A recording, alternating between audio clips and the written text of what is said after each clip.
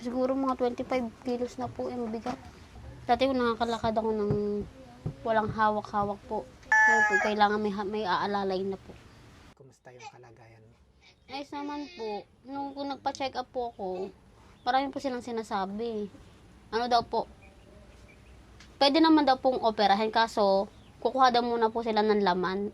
Pag-aaralan daw po nila muna. Sabi baka daw po, sabi nung asawa ko, baka mapasama lalo kung kukuhanan muna ng laman, hindi diretso opera. Parang pinag-aaralan din naman nga muna siguro yun. Pag-aaralan muna yung sitwasyon. Opo. Para alam Yung din sabi nila kung nila. anong gagawin. Kasi daw po, sabi nila sa kagat daw po ng lamok yan. Yung iba naman po, elephantiasis tawag nila. Dito daw muna po sila kukuha ng laman. Sa parting baba po. Saan ba kayo nagpa-check up? Doon po sa 13 po. Nung nag-update ka sa akin dati. Kukuha daw po na nila ng laman. Pag-aaralan po nila. Eh, anong balak nyo ngayon? Ayun nga po, pinag-uusapan namin kung mag-ano po, pakukuhanan po ng laman. Hindi magpapakuha po ako ng laman.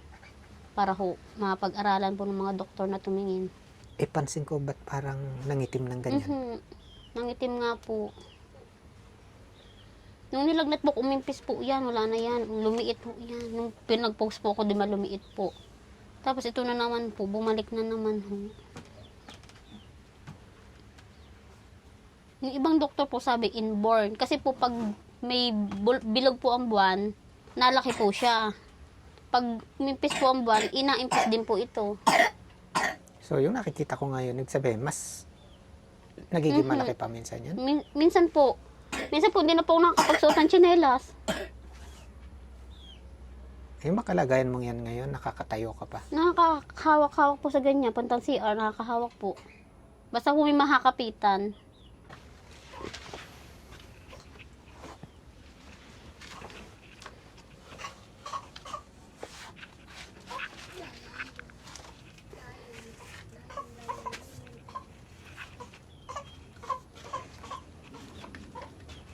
Hindi ka nahihirapan?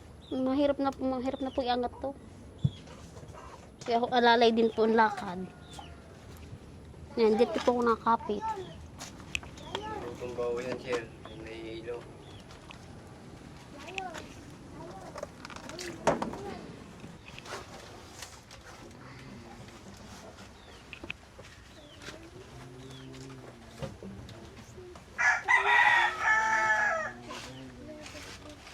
Sa tansya mo, mga gaano kabigat yan? Siguro mga 25 kilos na po yung bigat. Yung bigat na po. Dati ko nakakalakad ako ng walang hawak-hawak po sa ganito. Ngayon po, kailangan may aalalay na po.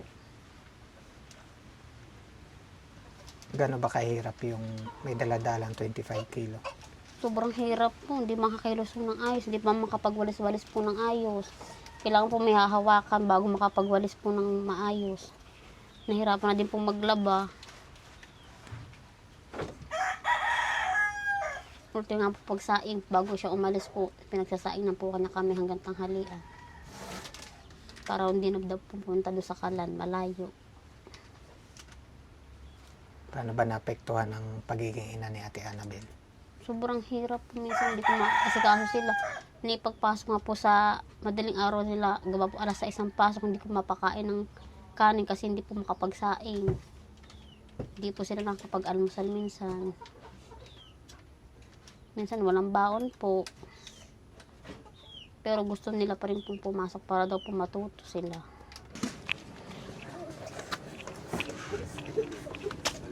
Umingay. Pag may suklay yan sa likuran,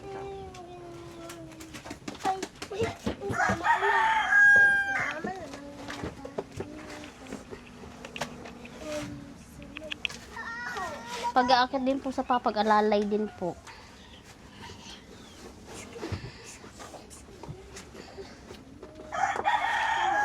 Dito ba sa kalagayan mo na to, anong kinatatakot mo? Bakit parang nagdadalawang isip ka na magpa-opera? Hindi naman po sa nagdadalawang isip. Kaso po, marami din po kasi ako napapanood pag na-operahan. Bigla na lang nawawala po. Paano po yung mga anak ko? Sino pong maghalaga? Yung asawa ko naman po, hindi maasikaso kasi may trabaho. Ayun po. Pero, lalaksan ko po ang loob ko. Maguhaling lang po ako, papayag po ako magpa-opera.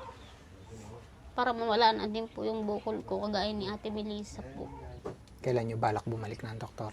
Mga ano po, siguro mga Huwebes po. Ano bang huling sabi sa inyo?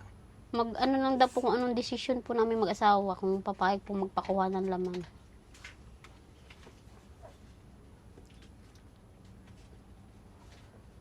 Basta sa akin, yun naman ang final decision. Sa akin, ang final decision naman nasa inyo pa rin. Mhm. Pero, sana ano man maging desisyon nyo, yung makakabuti talaga para sa'yo. Para sa inyo. Kasi mahirap din naman yung habang buhay na Ganito po. ganyan. Lalo't, ayan, maliliit pa yung mga bata. Kasi po nag-ano din po, nakalat din po. Meron na din po sa mga ganito. Meron din po sa may mga sa tiyan. Meron pa po ako dito. Sa baba. Itong malaki na to, ganyan nag-umpisa. Opo, maliit pa lang po siya.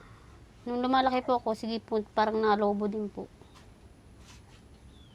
Hanggang sa ganito na. Ayan na po, sa ganyan. Hanggang di na po ako pinalakad. Ito po, parang lumaylay nga po. Tapos ito po, may natubo na naman siyang maliit po. Sa gilid.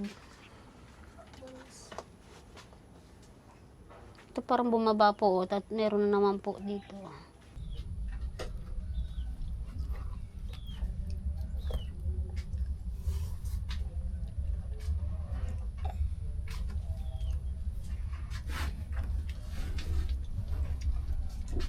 Anong pakiramdam pag nakikita mga bata saging kinakain? Naawa po ako sa kanila. Kasi wala akong mabiling bigas. Kasi kapapasok lang po ng trabaho, ay naman po magpautang sa tindahan. Baka daw po wala kami maibayad. 9,000 natin, Annabel. Apo.